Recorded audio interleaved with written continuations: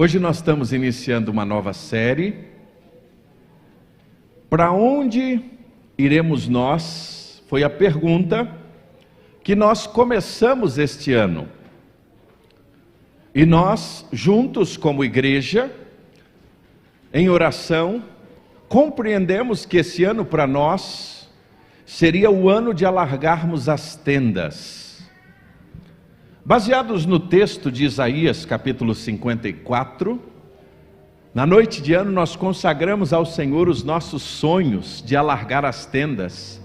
E muitos destes sonhos de alargar as tendas, nós estamos vendo acontecer já no nosso dia a dia, na nossa realidade. E um dos sonhos que nós tínhamos esse ano de alargar as tendas seria de fato Deus nos permitir, e a gente estava naquela fase, muda para um outro galpão, permanece aqui, a questão desta briga com espaço, e Deus nos orientou então a gente dar um passo de fé na busca de um terreno. E de maneira milagrosa, porque todas as horas que eu passo ali na frente daquele terreno, irmãos, eu olho para aquele terreno e eu só lembro de uma coisa: é milagre. Quando eu penso naquele presente que Deus nos deu, que foi o lugar que nós não olhamos, que foi o lugar que nós não enxergamos, e Deus viu o melhor para nós e nos deu um presente na avenida. Aquilo foi um milagre, porque nenhuma construtora colocou ali 200, 300 mil, e a gente pôde então arrematar aquele terreno. Quando a gente pensa em alargar as tendas, na maioria das vezes, irmão Jetro, sempre vem no nosso coração questões físicas. Quando uma igreja diz assim, vamos alargar as tendas, normalmente a gente pensa no seu crescimento, pastor Jonas. Mas o texto que fala de alargar as tendas, ele tem uma expressão que é muito importante, que é: afirme bem as estacas. Uma tenda, ela pode ser muito grande, mas se ela não estiver bem firmada as suas estacas, quando vier o primeiro vento, ela não vai resistir. Irmãos, eu já fiz muita coisa na vida, inclusive eu já montei circo. Já, irmão Jetro. Missionário tem muita experiência na vida. E eu estava ali com 17 para 18 anos, e eu tinha entendido o chamado de Deus. E eu queria ir para alguns projetos missionários para que eu pudesse então ouvir aquilo que Deus queria da minha vida. E aí eu fui para a Tenda da Esperança, lá em Trindade, aqui em Goiás. E eu fiquei uns 15 dias. E eu tive uma experiência de montar a tenda. E olha, nós batemos umas 60 pontas de eixo de caminhão no chão, que era para segurar as cordas. Eram as estacas, que depois que a gente subiu o mastro, subiu a lona, aí a gente vinha nas pontas das lonas e o quê? Amarrava. Os irmãos que são militares aqui, tem muita prática disso, sabe o quanto é importante que a estaca esteja bem firme. Outro dia eu passei, está montando um circo ali perto de casa, e aí agora eles têm uma maquininha que chega, esse é um circo Nutella, não é circo raiz não. Circo raiz tinha uma marreta chamada Sexta-feira, de 14 quilos, você levantava ela, só o peso da descida já era uma festa. As estacas precisam estar bem firmes para aguentar as tendas que serão alargadas. E quando a gente fala, irmã Shirley, em fundamentar as estacas, nós vamos nos próximos 3 meses mergulhar muito nesta expressão uns aos outros. A nossa vida em comunidade, a vida como igreja. É por isso que na EBD, na escola bíblica, nós estamos estudando sobre isso. É por isso que os sermões durante as próximas semanas vão nos ensinar sobre isso. É por isso que no nosso pequeno grupo, que é um lugar de vida, e olha, eu vou te dizer uma coisa: se você não está num pequeno grupo, você está perdendo, e muito. porque nós temos sido edificados semana após semana, quando a gente se reúne, quando a gente abre o nosso coração, quando a gente ora uns pelos outros. Sabe qual era a minha vontade, João? Participar de todos os PGMs da igreja, mas não dou conta. Queria, toda semana e em todos. E a cada ano, graças a Deus, isso está se tornando mais difícil para a gente, porque nós temos mais casas se reunindo, cuidando uns dos outros. Mas quando eu vejo a foto, lá na casa da irmã Benildes, todo mundo reunido ali, orando uns pelos outros. Quando eu olho a turma lá no Céu Azul, eu vejo os irmãos em Braslândia, a turma em Águas Claras, lá em Vicente Pires, na casa da mãe do Fernando, PGM Nova Jerusalém, lá se reunindo, cada um dos pequenos grupos, a gente vai vendo o quanto é importante essa nossa vida em comunidade. Só que a gente precisa firmar as estacas na nossa vida em comunidade. Paulo, quando ele vai falar sobre igreja, escrevendo a igreja em Éfeso, é interessante que ele chega no capítulo 4, e eu não vou pregar sobre esse texto hoje, outro domingo eu vou falar sobre esse texto. Mas ele fala que na igreja de Jesus, e hoje na EBD a gente falou sobre isso, ele deu uns para pastores, outros para profetas, outros para evangelistas, outros para pastores e mestres, e outros para apóstolos, né? Começa com apóstolos, profetas, evangelistas, pastores e mestres. Apóstolos aqui não é o sentido de apostolado de hierarquia espiritual como na nossa geração, muito se prega, mas apóstolo aqui é o missionário, é enviado, é aquele que sai a plantar uma nova igreja, sai a levar o evangelho. Esse é o sentido do dom apostolar aqui. E ele falando sobre esses dons para a edificação da igreja, ele vai dizer que até eles são responsáveis, ou seja, aqueles que exercem esse dom, preparar o povo para edificar a igreja, edificar o corpo de Cristo. A igreja, ela é comparada como um corpo, e esse corpo, nós somos os seus membros. É por isso que a gente precisa corrigir uma expressão: eu não sou a igreja. Vou repetir, essa é uma expressão equivocada da nossa geração, e que muita gente usa ela para ficar distante do corpo. Eu sou a igreja. Não, você é discípulo de Jesus. Nós somos igreja quando nós nos reunimos com o corpo. Igreja não é apenas um é discípulo, um é membro. Nós, a igreja de Jesus, ela se manifesta no ajuntamento. Essa é uma das razões que, por exemplo, nós durante o culto não apagamos as luzes aqui do templo, que é comum hoje, não há nada contra nisso, mas acreditamos que por ser uma adoração coletiva, eu preciso ver o meu irmão que está do lado, porque se a gente apaga toda a luz aqui, eu não enxergo quem está do meu lado, cadê a coletividade? Aí a gente passa a ser uma comunidade, na verdade não uma comunidade, uma junção de indivíduos. Coletivo é isso, é olhar um para o outro, é ver um ao outro, enxergar um ao outro, isso é coletividade, isso é igreja. E Paulo está falando sobre isso, e ele diz que nós não seremos mais imaturos, a gente vai crescendo, a gente vai sendo edificado. E aí é interessante que quanto mais nós nos encaixamos nesse corpo, quanto mais esse corpo está azeitado pelo Espírito Santo, cada um vai achando o seu lugar.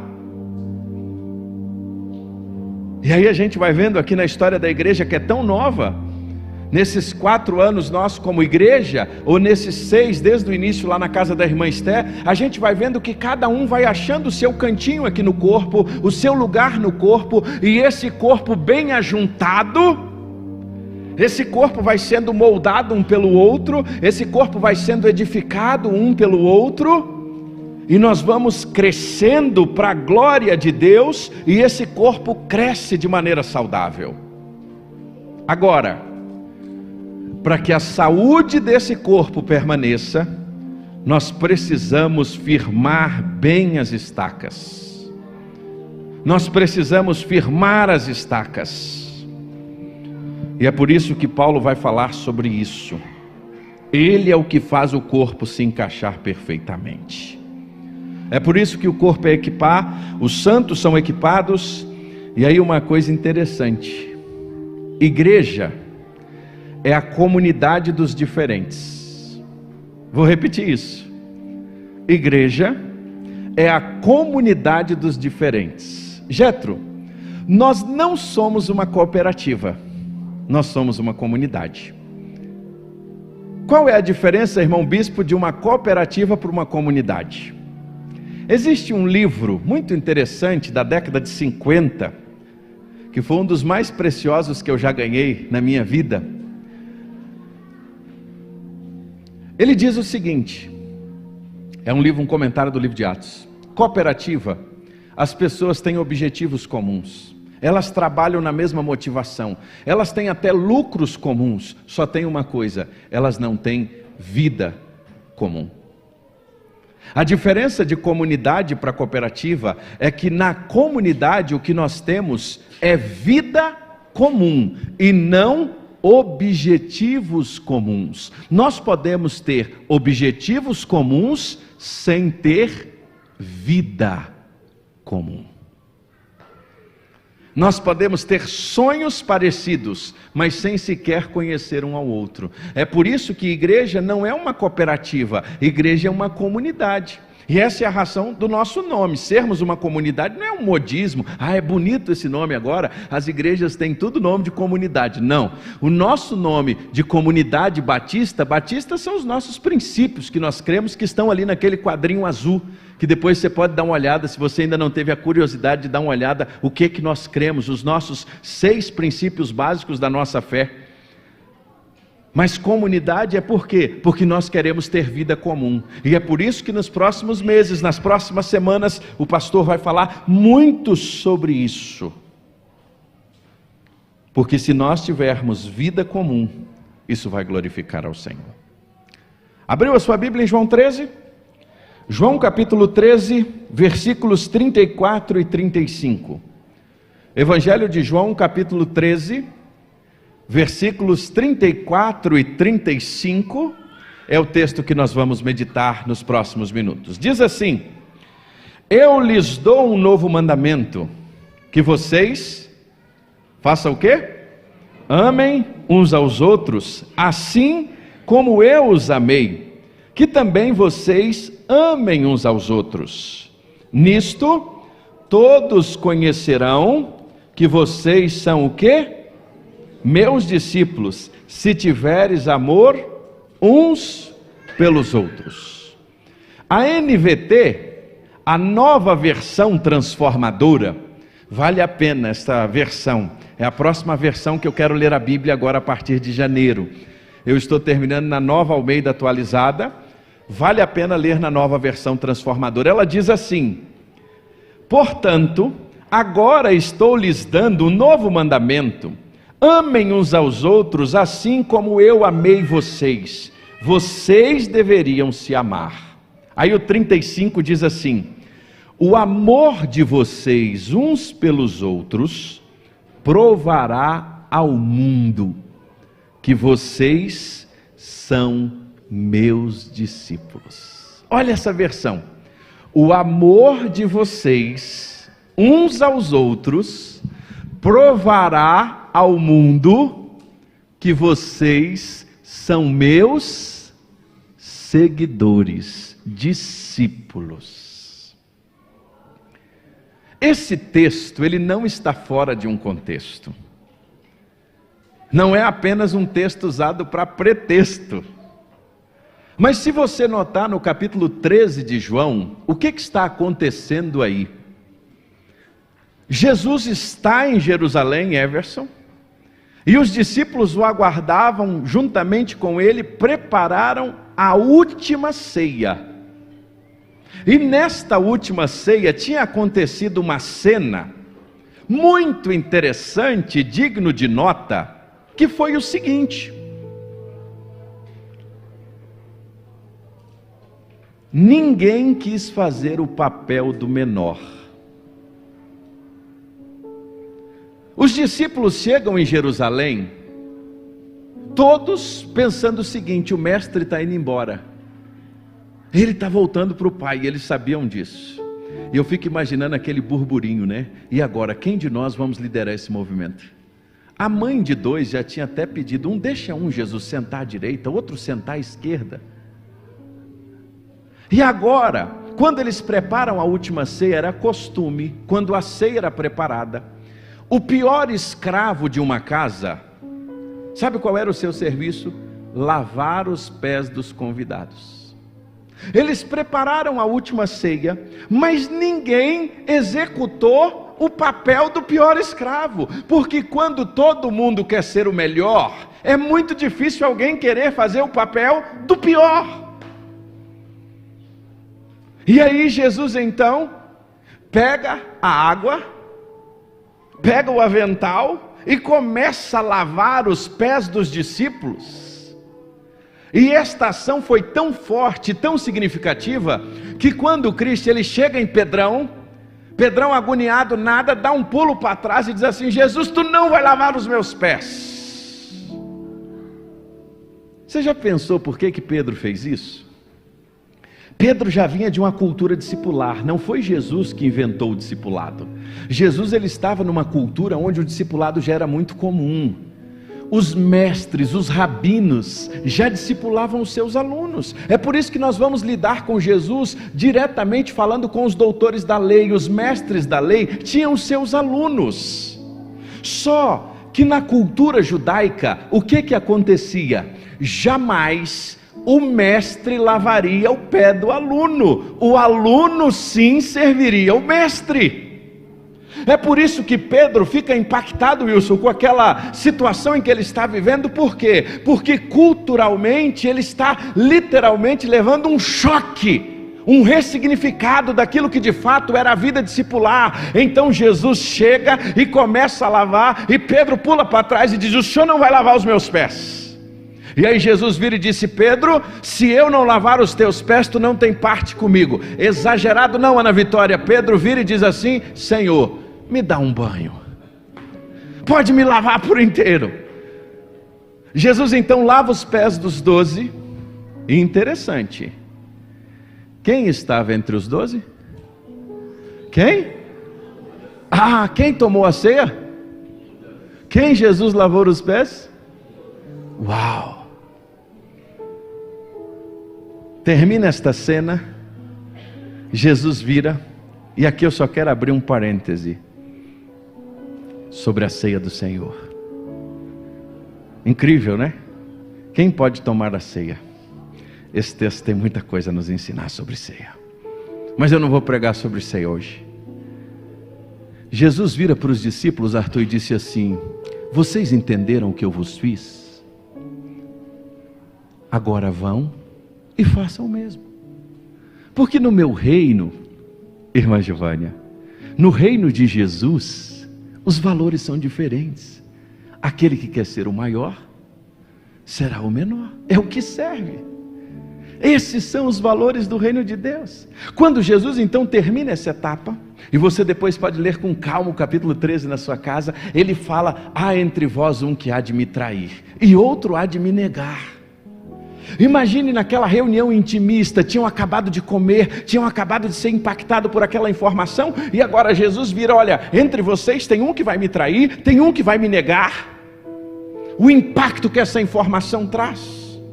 Ou seja, Jesus tinha acabado de servir a ceia e lavar os pés de um traidor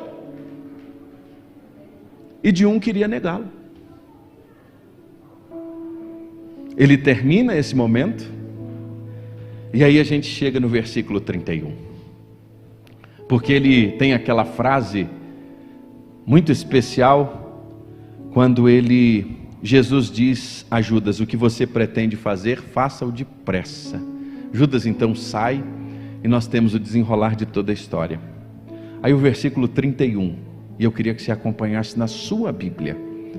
O pastor tem insistido para a gente acompanhar na Bíblia, no aplicativo. Você precisa conferir se o que o pastor está pregando é a palavra de Deus. Quando Judas saiu, Jesus disse: agora foi glorificado o Filho do Homem, e Deus foi glorificado nele. Ele falava acerca da traição, porque ele haveria de ser traído, para ser morto, ser crucificado e ao terceiro dia ressuscitar, vencendo a morte. Se Deus foi glorificado dele, também Deus o glorificará nele mesmo, e o glorificará imediatamente. Aí olha o 33, olha essa informação do 33. Filhinhos, ainda por um pouco eu estou com vocês. Vocês vão me procurar, mas o que eu disse aos judeus também agora digo a vocês: para onde eu vou, vocês não podem ir. Irmã Patrícia, imagina depois de 3 anos andando com Jesus dia e noite, vivendo com Jesus, vendo tantos milagres, e de repente ele vira e fala assim: olha, para onde eu vou agora, vocês não poderão ir. É por isso que João 14, quando começa, lembra quando começa João 14? Não se turbe o vosso coração. Credes em Deus? Crede também em mim, porque na casa do meu pai há muitas moradas. Se não fosse assim eu vou-lo teria dito, pois vou preparar-vos lugar, e quando eu for preparar-vos lugar, eu voltarei, para que aonde eu estiver, Guilherme, estejais vós também. Pode ficar com o coração calminho, que eu vou voltar para buscar vocês. Oh, aleluia! Mas tem uma informação aqui agora. Aí ele vira e diz assim: eu lhes dou um novo mandamento, que vocês amem uns aos outros. De que maneira? Assim como eu os amei. Depois de Jesus ser traído, anunciar que um haveria de entregá-lo, ele vira para a galera e joga na geral, que agora vocês precisam o quê? Amar uns aos outros. Como amar uns aos outros, se quem está entre nós é um traíra? Já tinham visto esse texto nessa profundidade? Como amar uns aos outros, se o cara que está aqui, que eu acredito que ele vai nos liderar, que é o Pedrão, daqui a algumas horas alguém vai perguntar para ele: você o conhece? Ele diz assim: eu nunca nem vi. Jesus já estava preparando os seus para aquilo que haveria de vir, e precisava dizer a eles o que de fato é agora o reino, o que é servi-lo, o que é ser um discípulo dele, porque um discípulo dele é muito mais do que estar num grupo religioso, é muito mais do que viver os seus milagres, é muito mais do que tudo aquilo que aparentemente é seguir a Jesus. Ser um discípulo de Jesus é ser parecido com Jesus. Eu queria que você repetisse isso comigo. Ser um discípulo de Jesus é ser parecido com Jesus. E é por isso que Jesus agora vai dizer a eles 2 coisas que são preciosas, 2 verdades. E nas suas últimas palavras, porque se você seguir o texto, Jesus vai trazer as palavras finais, e lá no capítulo 17 ele vai encerrar orando por eles. E quando ele ora, logo depois vem a sua prisão e todo o desenrolar da sua morte e da sua ressurreição. Mas esse texto são as últimas palavras de Jesus, e nas últimas palavras de Jesus, ele vira para os seus discípulos, e agora num momento crucial, ele dá 2 verdades. Primeira delas: amem uns aos outros. E aí ele diz assim: eu vos dou um novo mandamento. Amem uns aos outros. Aparentemente isso não parece ser um novo mandamento. Mas amem uns aos outros como eu amei vocês. Esta é a primeira verdade. E a segunda verdade qual é? O amor de vocês uns pelos outros. Olha que interessante isso. Provará ao mundo que vocês são meus seguidores. Irmão Cardoso, olha a profundidade dessa expressão. A primeira verdade, eu queria que você repetisse comigo: um novo mandamento vos dou. Vamos juntos? Um novo mandamento vos dou. Que o quê? Ameis uns aos outros, assim como eu. Por que um novo mandamento? O novo mandamento não estava em amar um ao outro. Porque se você voltar lá em Levítico capítulo 19, você tinha já Moisés, ao descrever a vontade de Deus para o seu povo, é interessante, lá em Levítico 19, verso 18, vai dizer assim: não te vingarás, nem guardarás a ira contra os filhos do teu povo, mas amarás o teu próximo como a ti mesmo. A grande questão aqui, o novo mandamento e a verdade revelada de Jesus, não era necessariamente amar um ao outro, mas ele adjetiva esse amor, é amar um ao outro como eu vos amei. E aqui está toda a diferença. Por quê? Porque o amor de Jesus não era um amor interesseiro, era um amor sacrificial, era um amor que não apenas alcança aqueles que o conheciam, mas era um amor que estava disposto a entregar a si mesmo, a viver a vida comunitária, a abrir mão de si mesmo em função do outro. É esse amor que Jesus estava dizendo: olha, eu dou um novo mandamento para vocês, que vocês precisam amar uns aos outros, não apenas como esse padrão de amor que vocês estão conhecendo, que é mais ou menos assim: se o cara é legal comigo, eu amo ele. Se ele me trata bem, eu o trato bem. Se ele é um cara joia comigo lá no trabalho, eu vou ser joia. Nessa palavra é antiga. Agora é o que? Like, não é assim? Se o cara dá um like lá no trabalho, anda comigo, é um cara, ó, maravilha. Mas e se aquele cara é aquele cara que te persegue? E se aquele cara é aquele cara, olha, já ia cometer um pecado, falar que ele era flamenguista, não posso fazer isso. E se é alguém que persegue você? E se é alguém que fala mal de você? E se é alguém que te traiu? E se é alguém que te negou? E se é alguém que de alguma forma está o tempo inteiro, é por isso que no reino, o novo mandamento não é apenas amar o outro, e é isso que deixava os religiosos da época sem entender que de fato era esse tal de Jesus, porque esse Jesus conseguia andar com gente que a religião não conseguia, esse Jesus conseguia caminhar com pessoas que a religiosidade e a aparência daqueles que se achavam bons não suportavam.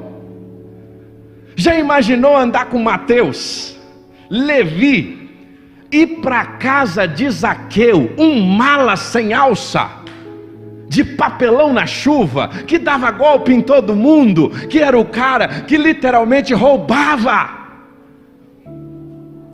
É por isso que quando a gente olha para Jesus, a verdade que ele nos revela, e ela é desafiadora para esse tempo, porque a gente vive um tempo que ainda é mais desafiador que nos dias de Jesus, porque nos dias de Jesus, de um modo geral, a religião dizia assim: ame o outro. No nosso tempo a religião quase que está dizendo: ame a você mesmo, você é o cara. Porque nós vivemos numa época onde o homem se tornou o centro e não Deus é o centro. Então o homem passou a ser o centro da sociedade, o centro da vida, e as mensagens, tudo agora, o que cantamos, a ênfase está onde? Ame a si mesmo, ame a si mesmo. E aí Jesus vem e diz assim: Sofia, eu vos dou um novo mandamento, que vocês amem uns aos outros, assim como eu vos amei. Isso é o quê? Está disposto a entregar a sua vida, a anular-se a si mesmo, para que o outro seja acolhido, amado. E aí uma coisa interessante, esta verdade chega até nós, e esse é o nosso grande desafio de ser igreja, de ser discípulo de Jesus. Irmãos, a grande questão não é a gente levantar a mão, fechar os olhos. Isso é importante, sim, mas o que Jesus quer de nós é quem nós somos ao sair daqui. É quem nós somos nos relacionamentos com as pessoas, é quem nós somos no nosso trabalho, é quem a gente é na nossa casa, é quem nós somos com os nossos filhos, é quem nós filhos somos com nossos pais, é quem no dia a dia nós vamos de fato apresentar quem nós somos. Sabe por quê? Amar quem ama, quem nos ama é relativamente fácil. Agora ama quem te persegue, ama quem te perturba, ama quem fala mal de você. Sabe por que nós temos extrema dificuldade disso, irmãos? Todos nós. Peter Escaseiro é um dos melhores autores dessa geração, vale a pena ler. O que você achar dele, Igreja Emocionalmente Saudável, Discípulos Emocionalmente Saudáveis, vale a pena, é um excelente autor. Ele diz uma coisa que me chama muita atenção, ele diz assim, e vale a pena a gente guardar isso no nosso coração: quando nós experimentamos um colapso do nosso relacionamento com Deus, vou repetir, quando nós experimentamos um colapso do nosso relacionamento com Deus, o nosso relacionamento com o próximo também entra em colapso. Quando a gente está mal com Deus, a gente passa a estar mal com o próximo.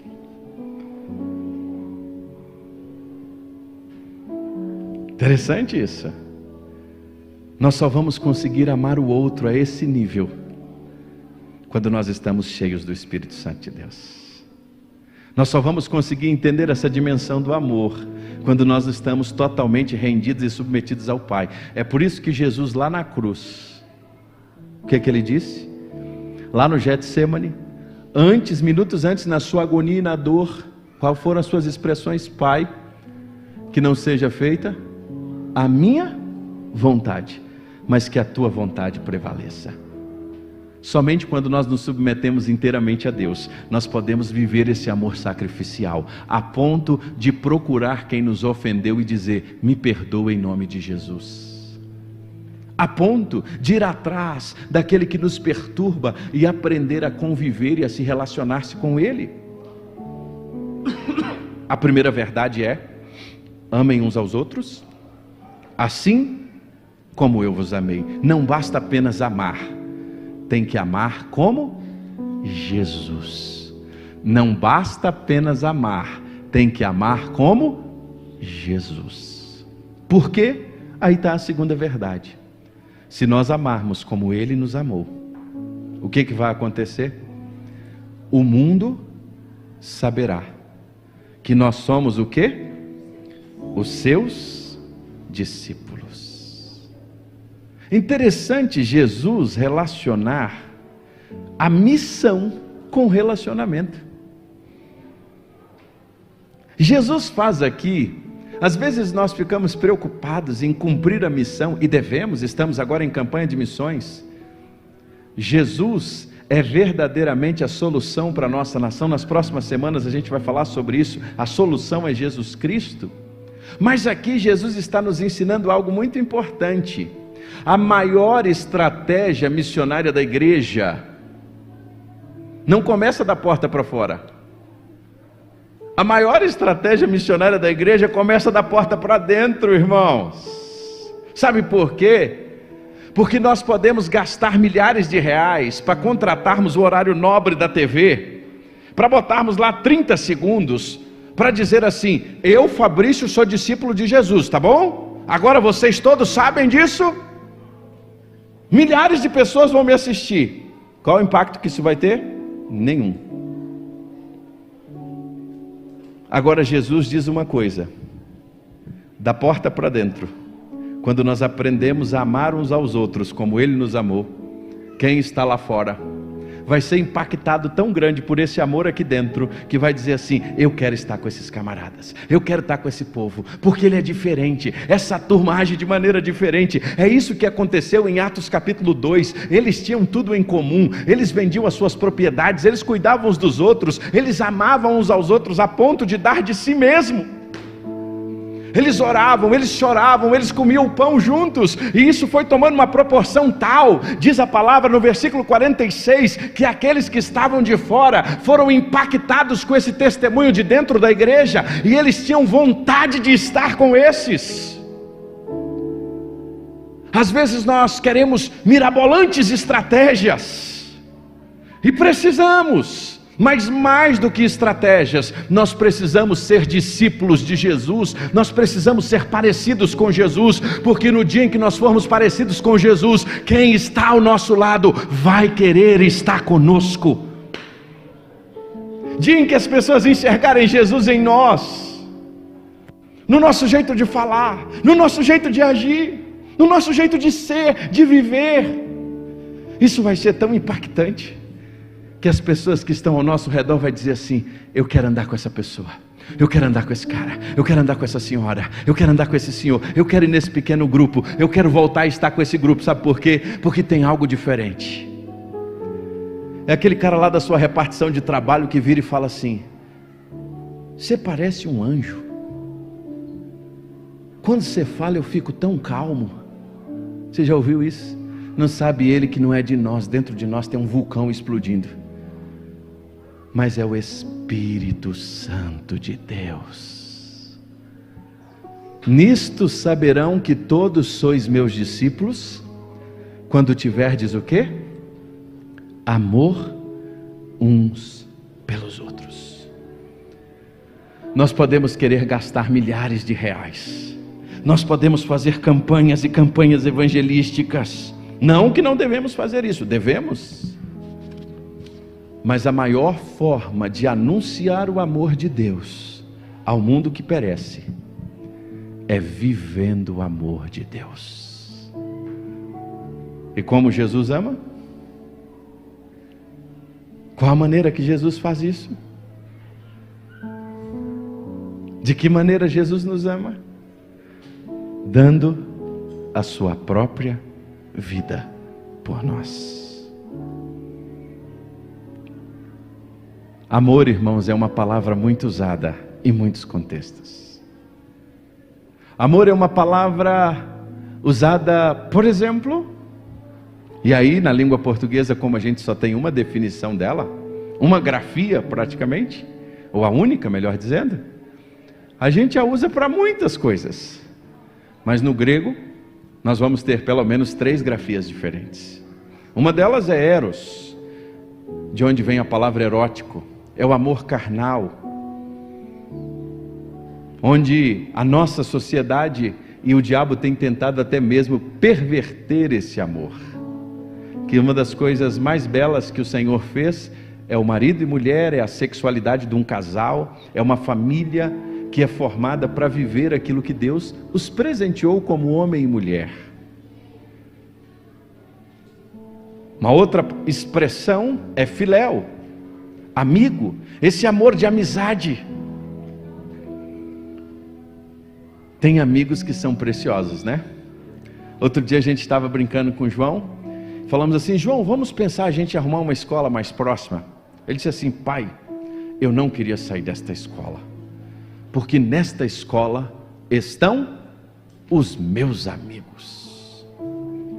Olha, quantas vezes eu ouço o João falar isso. Ah, eu quero ir para a embaixada, porque lá na embaixada estão os meus amigos. Eu quero ir para o jiu-jitsu, porque lá no jiu-jitsu estão os meus amigos.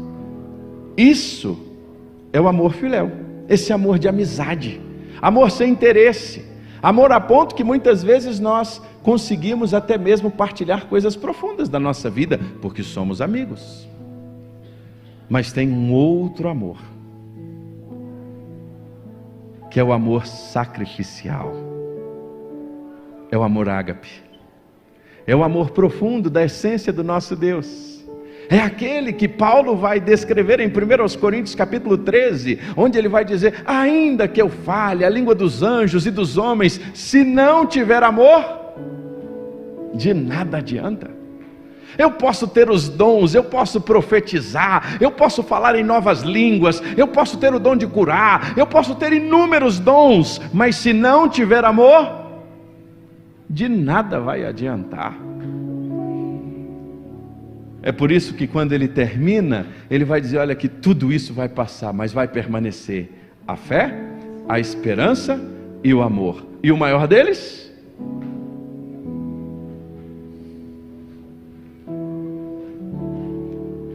Nós só vamos conseguir viver em comunidade, nós só vamos conseguir essa dimensão de relacionamento dia em que nós aprendermos a amar como Jesus.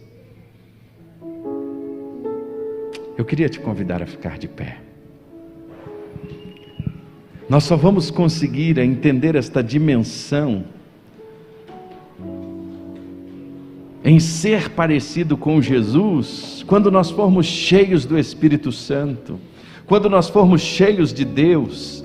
E hoje, quando a gente começa a sério uns aos outros em viver em comunidade, nós não somos uma cooperativa. Cooperativa é ter objetivos comuns. Olha, nós podemos ter muitos objetivos comuns e isso é maravilhoso, mas nós não queremos ter apenas objetivos comuns, nós queremos ter vida comum. Sabe por quê? Porque cooperativa a gente acha em qualquer lugar. Cooperativa a gente acha no trabalho, cooperativa a gente acha na escola, cooperativa a gente acha na faculdade, cooperativa, ali o grêmio estudantil são objetivos comuns. Em qualquer lugar que a gente for, numa sociedade organizada, nós vamos achar um grupo para interesses comuns. Mas tem uma coisa: vida comum a gente só vai achar num lugar, na igreja de Jesus. E na igreja de Jesus, pela gente viver vida comum, sabe o que acontece? A gente descobre que aquela pessoa que está do seu lado, ela tem falha. Aquela pessoa que está perto da gente, ela tem falha. Sabe por quê? Porque eu tenho falhas. Quem é que nos conhece, irmãos, de maneira profunda? Ou pelo menos a gente acha. Lá no trabalho, as pessoas nos conhecem de maneira profunda? Na escola, as pessoas nos conhecem de maneira profunda? Nos nossos relacionamentos rasos assim da sociedade, as pessoas nos conhecem de maneira profunda? Agora em casa as pessoas sabem quem nós somos, não sabe? Porque elas convivem conosco. Em casa nós vivemos não uma cooperativa, apesar de muitas famílias viverem uma cooperativa, não são uma comunidade, mas nós fomos chamados para viver uma comunidade, ter vida comum. E quando a gente vive vida comum, a gente descobre que eu tenho falhas, o outro tem falha. Igreja é isso, é uma comunidade de famintos em busca de pão. Mas às vezes a gente se acha até no direito de enxergar o outro melhor do que a gente, pior do que a gente se acha melhor do que o outro, a gente se vê na condição de ser melhor, e aí a gente não consegue viver em comunidade, e muitos de nós usamos até isso como desculpa, dizer assim: olha, se para ser igreja é agir desse jeito, eu não preciso disso não. Primeiro que ser igreja não é isso. Primeiro que nós não podemos classificar a igreja de Jesus pela falha dos outros. Nós não podemos definir a igreja porque alguém errou. Não! Nós definimos a igreja como a comunidade dos santos, redimidos, lavados e remidos do sangue de Jesus, aquela comunidade a qual um dia Ele vai voltar para buscar. Isso é a igreja de Jesus. Agora nós precisamos aprender uns aos outros. E aí eu termino hoje dizendo, como a gente coloca isso na prática? Nas próximas semanas eu vou falar muito sobre isso, mas hoje eu quero só terminar dizendo uma coisa: a melhor maneira da gente viver esse amor sacrificial começa quando eu começo a orar por alguém. Alguém aqui da minha igreja, e alguém que talvez eu não gostaria de orar por ele, porque tem gente que a gente ora facilmente, né? Que é do nosso relacionamento. A gente precisa aprender a começar a cuidar uns dos outros orando. E eu queria te deixar um desafio esta semana, prático, porque a gente pode ouvir tudo isso aqui, sair daqui e continuar do mesmo jeito. A gente precisa sair daqui com uma tarefa, uma ação. E sabe qual é a ação? Eu queria que você hoje escolhesse 2 ou 3 pessoas para você estar disposto a orar por elas. Nisto conhecerão que sois meus discípulos, se tiverdes amor uns. A maneira que nós mais expressamos o nosso amor por alguém é orando por ele. Eu queria que você agora fechasse os seus olhos e você pudesse pensar em alguém que você gostaria de orar por ele, por ela esta semana. Alguém que você gostaria de pagar um preço de oração nos próximos dias. Alguém que você estaria disposto a investir tempo em oração, para que Deus mude a sua história, para que Deus mude a sua vida. O aspecto mais importante do cuidado uns com os outros é a oração. E quando nós praticamos isso de forma consistente, muitas coisas vão acontecer. A gente só ora com quem a gente se importa, a gente só ora por quem a gente ama, a gente só ora com alguém que a gente deseja ver a mudança de Deus na vida dele. Nós vamos ter uma atitude prática essa semana. Eu queria que agora você pedisse ao Espírito Santo: Senhor, me dá 3 nomes pelo menos, de gente, de pessoas que eu preciso orar esta semana. E Ele vai te dar aí agora, em nome de Jesus. Eu creio nisso, porque esta palavra foi Ele que nos deu para viver um novo tempo na nossa vida como igreja. Ele quer afundar, crescer as nossas estacas, fundamentar as nossas estacas como igreja. E para isso nós vamos ter que aprender a amar um ao outro, a zelar um do outro, a literalmente amar de maneira sacrificial. E é isso que Ele quer da gente. E aí eu queria que você falasse com Ele agora, mas não apenas falasse com Ele, mas você orasse agora por estas pessoas. E você pudesse começar a orar por elas agora e pedir que Deus as abençoasse. Ser discípulo de Jesus é ser parecido com Jesus. Nessa noite eu queria que você também dissesse assim: Jesus, me ajuda a ser parecido com o Senhor. Jesus, eu quero ser parecido com o Senhor. Hoje eu vou participar da ceia. Se você ainda não pegou um dos elementos, eu gostaria que você pegasse um dos elementos da ceia do Senhor. Está ali na entrada, porque estes elementos vão nos trazer à memória a morte, o sacrifício de Cristo Jesus. Mas eu gostaria que você falasse com Ele hoje: Jesus, eu quero ser parecido com o Senhor. A minha vida, para mudar, ela precisa ser parecida com o Senhor. Eu queria que você falasse com Ele agora. Peça para Jesus, clame a Jesus para você ser parecido com Ele. Diga a Ele: Senhor, eu quero amar como o Senhor ama. Eu quero olhar para as pessoas como o Senhor olha. Eu quero, ao abrir da minha boca, ser como o Senhor abre. Jesus, eu quero ser parecido com o Senhor. No meu andar, no meu agir, no meu falar. Eu quero ser um discípulo Teu. Eu quero que as pessoas vejam o Senhor na minha vida. Jesus, eu quero ser parecido com o Senhor. Jesus, eu quero ser parecido contigo. Pai, nós te agradecemos nessa noite, te pedimos perdão pelos nossos pecados, porque muitas vezes nós não somos parecidos com o Senhor, muitas vezes nós não nos parecemos com o Senhor nas nossas atitudes, no nosso dia a dia, no nosso agir, no nosso falar. Pai, tem misericórdia de nós, cuida, Senhor, da nossa vida, perdoa os nossos pecados, toma a nossa vida nas Tuas mãos, Senhor. E que nessa noite, quando nós vamos trazer à memória o sacrifício do Senhor na cruz, encha o nosso coração de esperança, na certeza que muito breve o Senhor vai voltar para nos buscar. Nós te adoramos, Jesus, pelo perdão dos nossos pecados. Nós te adoramos, Jesus, por transformar a nossa vida. E obrigado por sermos igreja. Pai, nós não queremos ser uma cooperativa, nós queremos ser uma comunidade, nós queremos viver uns aos outros, nós queremos amar uns aos outros, nós queremos aprender o amor sacrificial. Nos ensina, Pai, em nome de Jesus.